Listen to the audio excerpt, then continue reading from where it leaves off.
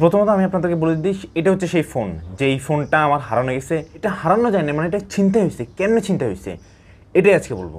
আমার এখনও মনে আছে, দিনটা ছিল সেপ্টেম্বরের 2 তারিখ 2024 সাল, ঠিক দুপুর 1:30 বাজে। 1:30 বাজে এত এক্স্যাক্টলি কীভাবে বলতেছি আপনারা বলতেই পারেন, কারণ জিডিও তো করা লাগছে না, জিডিতে তো লেখাই লাগছে। I have first time GD করলাম। বিষয়টা হচ্ছে সামথিং লাইক দ্যাট। ঠিক একদম 1টা বাজে, 1টার দিকে আমার একটা কল আসে, না আমার ফ্রেন্ড কল দিয়ে বলে যে বাইরে হবি। আমি বলি কোথায়? হাতিঝিল। আচ্ছা ঠিক আছে, চল বাইরে হই। আচ্ছা ঠিক আছে, ওকে ডান। কোথায়? আচ্ছা দেখা করি। আচ্ছা ঠিক আছে, ডান।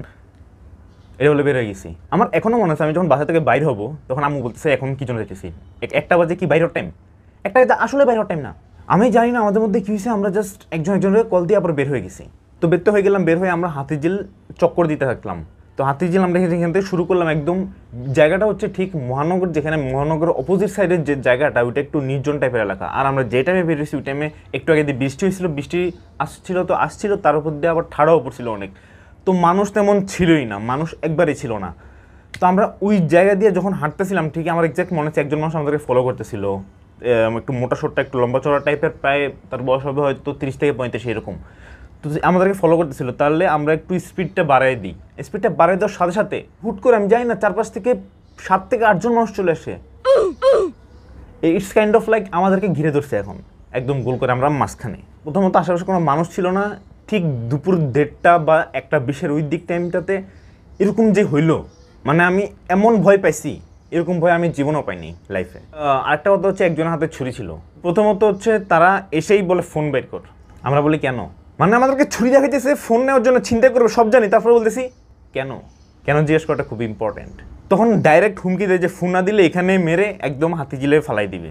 ভয় অনেক পেয়েছি, তারপরে দেওয়ার মন ছিল না। কিন্তু মনটা চাইছিল যে দৌড় একটা দিই, মাঝখান দিয়ে একদম সাইড দিয়ে একদম একটা দৌড় দেই। কিন্তু দৌড়টা দেওয়ার সাহস ছিল না। মাথায় ছিল যে দৌড় দিতে যায়, যদি ধরে ফেলে। পর্যন্ত অতিরিক্ত ভয় দেখানোর পর আমরা রাজি হয়ে যাই। অবশ্যই ফাইনালি আমরা রাজি হতেই হবে, কিছু করার নেই। তো আমরা দুজনই ফোনটা দিয়ে দিই সুন্দর মধ্যে, নেন ভাই আপনি নেন। অ্যান্ড ফোনটা নিয়ে তারা চলে যায়। তো আমরা কি করবো? আমরা তো যোদ্ধা মানুষ, অবশ্যই কষ্ট পাবো না, একদমই না। তো আমার ওই ফ্রেন্ড চলে যায় তার বাসায়, আমি চলে যাই আমার বাসায়। এবার আমি বাসায় এসে আমার রিয়েকশনটা এরকম, আম্মু আমার ফোন। আমার কিন্তু চোখ দিয়ে পানি বের হয়নি। আমার ফোন নিয়ে চলে, কিন্তু চোখ দিয়ে পানি বের হয়নি। হৃদয় একদম ভরপুর কান্না, কিন্তু চোখ দিয়ে নাই পানি। দেখেন ফোনের পিছনে কষ্টটা এত বেশি কেন, ওটার একটা রিজন আছে। এই ফোনটা ছিল একদম নতুন একটা ফোন। এখন নতুন না, কিন্তু তখন একদম নতুন ছিল। এটা কিনার মাত্র 2 মাস পরে আমার ফোনটা কিনছে কে? আমার আব্বু। কেন? ঢাকা ইউনিভার্সিটিতে চান্স পাওয়ার পর ভালোবেসে প্রথমবার কিছু একটা কিনে দিছে। তো এই জন্য আবেগ, হৃদয়ে ভালোবাসা অনেক বেশি।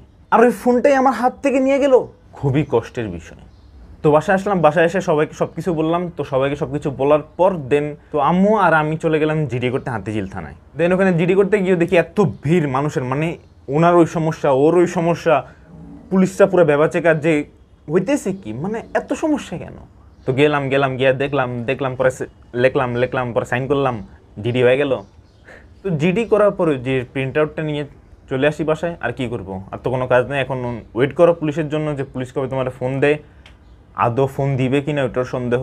এখানে একটা ফান ফ্যাক্ট আছে, আমার ফোনটা আছে 2 অক্টোবর, অ্যান্ড আমি এক্সাক্ট প্রায় 2 মাস পরে আমি ওই ফোনটা আবার ব্যাক পাই। এই 2 মাস সময়টা যে আমার লাইফের কত একটা কষ্টের সময়, সবচেয়ে না, ওয়ান অফ দ্য কষ্টের সময়, one of the brutal time of my life. আমি ঢাকা ইউনিভার্সিটির চান্স পাইছি, কত আনন্দে ক্লাস করার কথা ছিল, কিন্তু মনের মধ্যে শুধু দুঃখ। আমার এখনও মনে আছে, আমার একজন ফ্রেন্ড আমার ক্লাসে একদম চুপ করে এমনি করে বসে আছি। তো আমাকে জিজ্ঞেস করে, কী রে তোর কোনো কথাবার্তা নেই কেন? আমি একদম চুপ করে কেন? 2 মাস টাইম বলার মতো না। আমি যখন নামাজও পড়তেছি, মনে হচ্ছে আমার চোখ দিয়ে পানি চলে আসতেছে। না, আমি কোনো বড় লোক ফ্যামিলির না। এই 30,000 টাকা দামের ফোন একটা চুরি হওয়া মানে অনেক বড় একটা জিনিস। আমি জানি না আপনারা বুঝবেন কিনা বিষয়টা।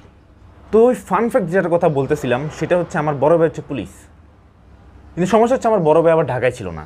আমার বড় ভাই ছিল হচ্ছে চাকরির জন্য মুন্সিগঞ্জে। তো আমার বড় ভাইকে ফোন দিলাম, ফোন দিয়ে সব কিছু জানাইলাম। তো আমার বড় ভাই বললো যে হয়তো কিছু একটা করতে পারে। বেসিক্যালি হচ্ছে পুলিশদের আলাদা একটা আপনার ডিপার্টমেন্ট টাইপ কিছু একটা থাকে, যেখানে আলাদা মানুষ, আলাদা পুলিশরা ওইখানে চাকরি করে, যাদের কাজ হচ্ছে ট্র্যাকিং করা। ওদের কাছে ট্র্যাকিং ডিভাইস, ট্র্যাকিং মেশিন, হ্যানত্যান অনেক কিছু থাকে।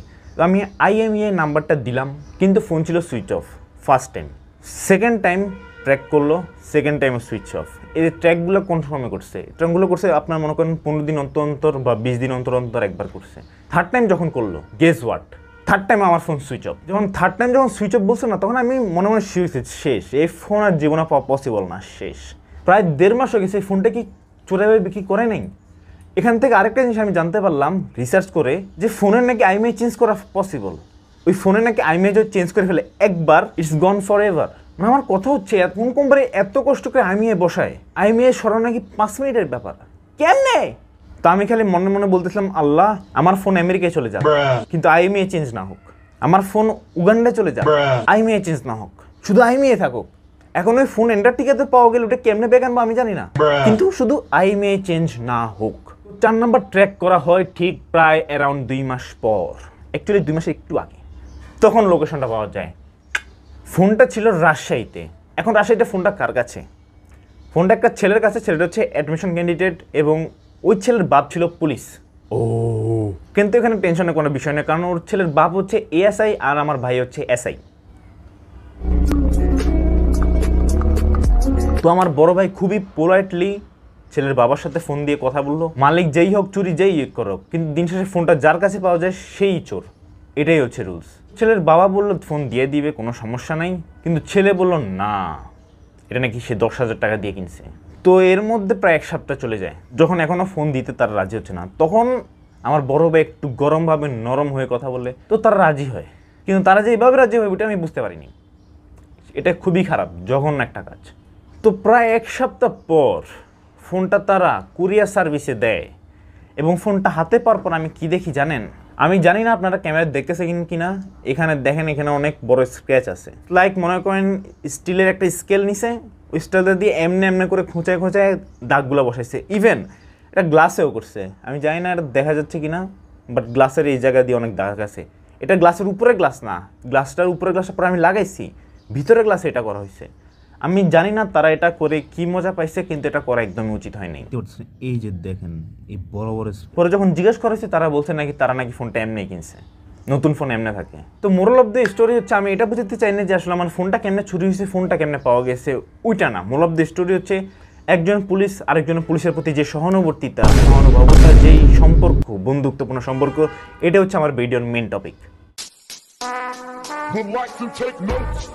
দিন শেষে খুশির বিষয় হচ্ছে এটাই যে আলহামদুলিল্লাহ ফোনটা আমি পেয়েছি। ক্যাশ থাকলেও অনেক খুশি আমি, কারণ ফোনটা আমি পাইছি অ্যাটলিস্ট। আচ্ছা, আর একটা কথা বলা হয়নি, এই যে পুলিশদেরকে যে ট্র্যাকিং করা হয়েছে, এই ট্র্যাকিংয়ের জন্য এখানে প্রায় 2,500 টাকা খরচ করতে হয়েছে। আমি জানি না কেমনে, বাট ট্র্যাকিং করতে নাকি একটা খরচ হয়, ওটার জন্য প্রায় 2,500 টাকা খরচ করতে হয়েছে বাই পুলিশ, তারপর টাকা দিয়ে ফোন আনা লাগছে। তো এই ছিল আজকের ভিডিও। যদি ভিডিওটি ভালো লাগে তাহলে একটা লাইক করে দেবেন। আর একটা কথা মাস্ট বলবেন যে এটা হচ্ছে story time video. Story time video আপনাদের কেমন লাগছে সেটা অবশ্যই জানাবেন। যদি জানান তাহলে, যদি ভালো লাগে তাহলে আমি অবশ্যই এই ধরনের ভিডিও আরও বানাবো, কারণ লাইফের স্টোরির অভাব নেই অ্যান্ড আমার সাথে ফানি উইয়ার্ড এক্সপিরিয়েন্সের অভাব নেই। Thanks for watching.